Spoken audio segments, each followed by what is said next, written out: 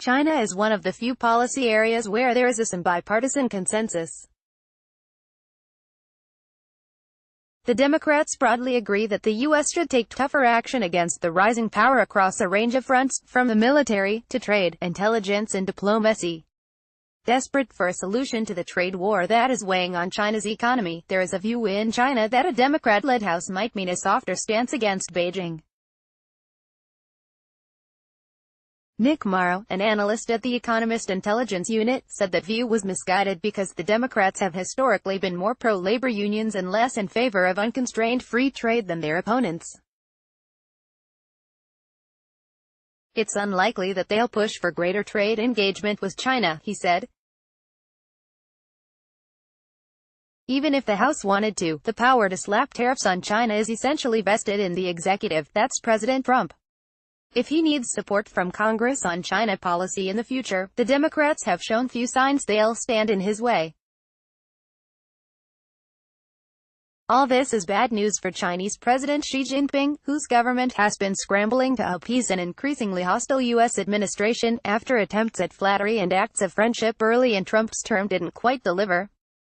Beyond the economic implications, the optics of the row with Trump are also hurting Xi at home. Wei Lam, an adjunct professor at the Chinese University of Hong Kong's Center for China Studies and well-connected political analyst, said Xi has faced rare criticism from inside the ruling Communist Party for his handling of the U.S. crisis.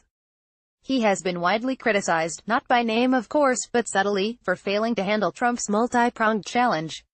He's very much on the defensive, Lam said. The trade war between the U.S. and China that Trump ignited in the middle of the year steadily worsened over months, with tariffs now on more than $250 billion of Chinese goods. But it was a landmark speech by U.S. Vice President Mike Pence in early October that marked the start of a new aggressive policy against Beijing, sparking talk of a new Cold War. Beijing is employing a whole-of-government approach to advance its influence and benefit its interests. It's employing this power in more proactive and coercive ways to interfere in the domestic policies of this country, Pence said in Washington on October 4. To put it bluntly, President Trump's leadership is working. China wants a different American president. Adding fuel to the fire, both Trump and Pence have accused China of trying to meddle in the November 6 elections, citing little proof. The claims have been roundly denied by Beijing. The U.S. leaders pointed to Chinese state media's placement of advertorials in U.S. newspapers as evidence, but analysts say that practice is long-standing and pales in comparison with past Russian efforts at interference. Tensions have also been rising over the disputed territory of Taiwan, which China considers a breakaway province, and the bitterly contested islands in the South China Sea, where the U.S. has been increasingly pushing back against Beijing. All this has led to a perception in China that Trump's criticisms against the country were merely a way to drum up the Republican vote ahead of the Tuesday's elections.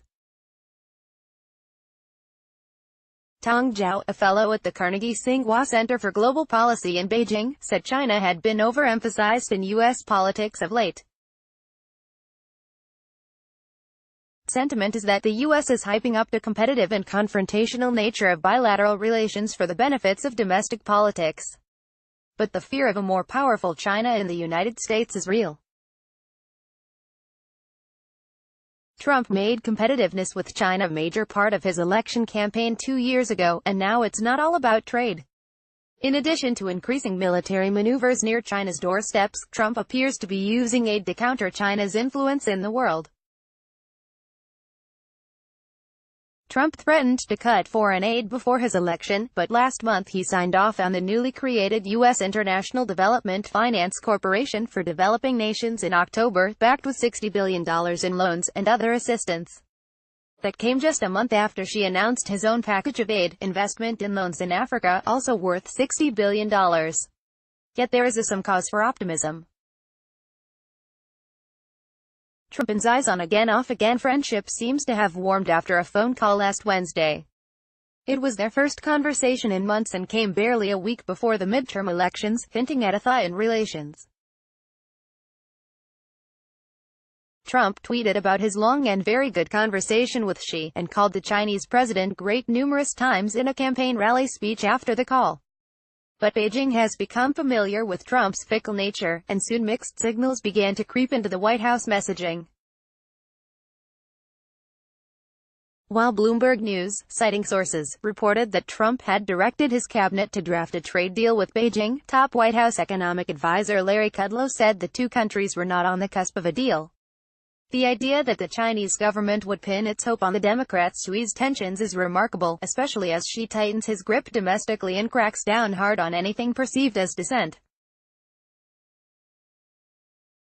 For decades, ever since President Richard Nixon made a historic visit to communist China in 1972, it was his fellow Republicans, more pro-business than the Democrats, who tended to be China's closest allies in Washington. In comparison, the Democrats, who have traditionally tended to focus more on human rights issues in China, were reluctant to let Beijing off the hook in the hopes of closer trade ties, a view that remains to this day. But as frustration grew in the business community with China's perceived refusal to liberalize its economy, the Republicans also hardened their stance toward Beijing, and business lobby groups cooled their pro-China stance.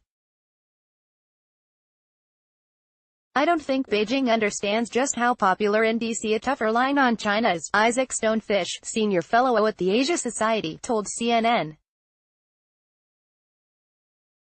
"There is a surprising bipartisan support in D.C. for a tougher, or some would say more fair, policy to China, especially on trade but also human rights.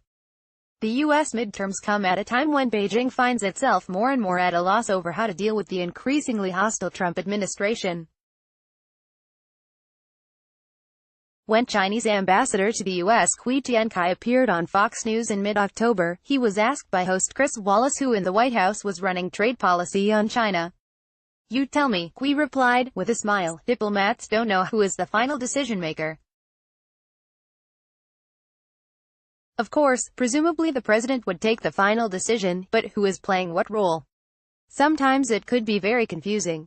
Chinese officials, who had viewed Trump as a politically naive transactional leader, were taken by surprise when relations with the U.S. suddenly became tense in the latter half of the year.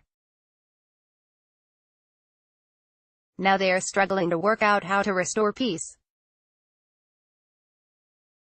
But Stonefish said at the end of the day, Washington politics may not be the greatest problem looming for Xi, amid a growing number of domestic headaches for the Chinese leader. The Communist Party's Politburo, one of the country's highest decision-making bodies, issued a statement last week acknowledging for the first time increased downward pressure on the economy. Even before Trump began his trade assault against China, the government was fiercely battling surging debt across the country as well as attempting to balance environmental protection with avoiding a slowdown in growth. Of concerns that Xi faces, the top 20 are much more domestically focused, Stonefish said. If both Xi and Trump are forced to turn further inward to address domestic turmoil, a diplomatic thaw may take some time to come.